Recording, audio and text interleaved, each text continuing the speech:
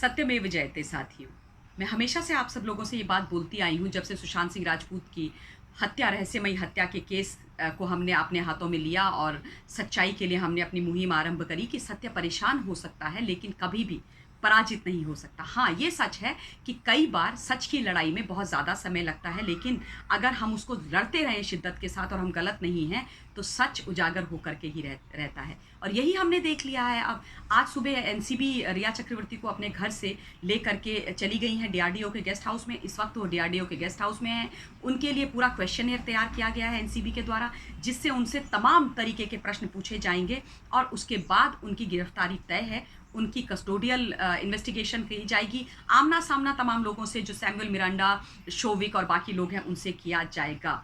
लेकिन रिया चक्रवर्ती ने एक धमकी दे डाली अपने आकाओं को और उन्होंने ये बोला कि अगर मैं गिरफ्तार हुई तो मैं तमाम नाम रिवील करूंगी, मैं बहुत सारे और सब लोगों के नाम ले डालूंगी। आफ्टर ऑल ये धमकी है किसके लिए? आखिरकार रिया चक्रवर्ती किसकी बात कर रही है?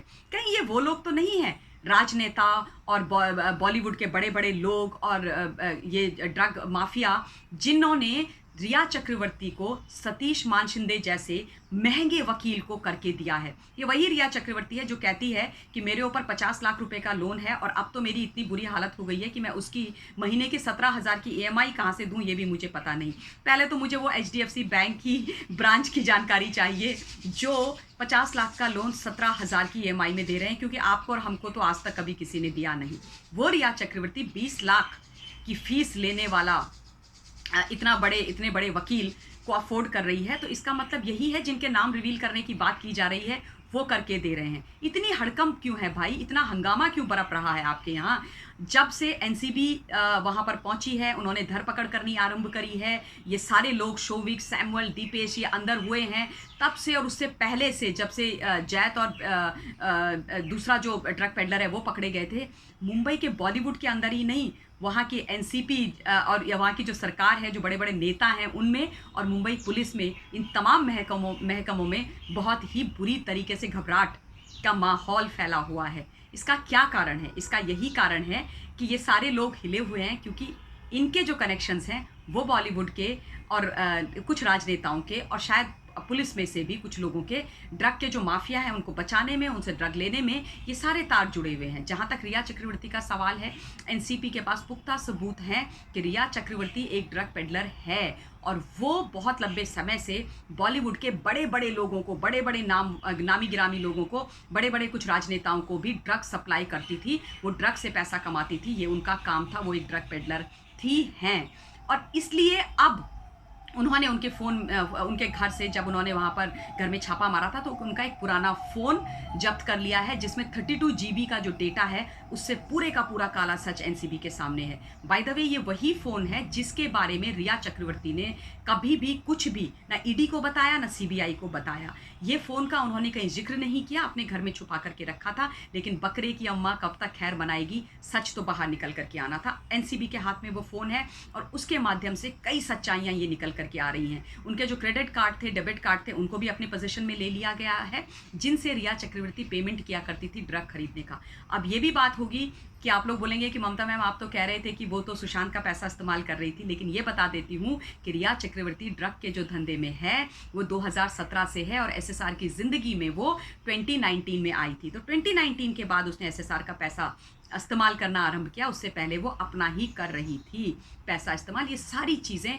एनसीबी ने अपने पोजीशन में ले ली है। लेकिन मज़ेदार बात यह है कि अब बड़े बड़े नाम बेनकाब होने वाले हैं। अब ये जो गंदा घिनौना काला चेहरा है बॉलीवुड का, वहाँ के कुछ राजनेताओं का, और अगर पुलिस भी इसमें इन्वॉल्व है, उन सब एक्सपोज होने वाले हैं। और इसीलिए इतनी कवायद की जा रही थी 67 डेज तक एफआईआर नहीं करना, इंक्वायरी करना, हश हश में सारे ऑटोप्सी आदि करा करके उसकी जल्दी से फ्यूनरल करा देना, तमाम पूरी की पूरे देशमुख जी और संजय राउत आकर के गलत बयानबाजी करना और बोलना कि ये तो आत्महत्या है, उसको मार दिया है, क्योंकि ये रिया चक्रवर्ती को बचाना चाह रहे थे। रिया चक्रवर्ती अगर पकड़ी जाती है, वो गिरफ्त में आती है, तो ये सारे के सारे गिरफ्त में आते हैं। लेकिन मेरा ये निवेदन है एनसीबी से, सीबीआई से, ईडी से और हिंदुस्तान की सरकार से, सेंट्रल गवर्नमेंट से, कि अब इस नेक्सस को ख़त्म करना है। देखिए, ये जो छोटी-छोटी मछलियाँ हैं, इनसे हमें लेना देना नहीं है। जो बड़े गिरोह हैं, जो बड़े माफिया हैं, जो बड़े नाम हैं, चाहे वो नेता हैं, चाहे पुलिस में हैं, चाहे बॉलीवुड वाले हैं, सबको पकड़ के बिहाइंड बार डालना बहुत ज़्यादा आवश्यक है। बॉलीवुड की सफाई करना बहुत ज़्यादा ज़रूरी है। हमें ऐसा बॉलीवुड कतई मंजूर नहीं है जो हमारे बच्चों के भविष्य को, उनको सुनहरे सपने दिखा करके बर्बाद कर रहा है। हम नहीं चाहते कि एक और सुशांत सिंह राजपूत मुंबई के अंदर से निकले। इसलिए सरकार को ये काम करना ही पड़ेगा।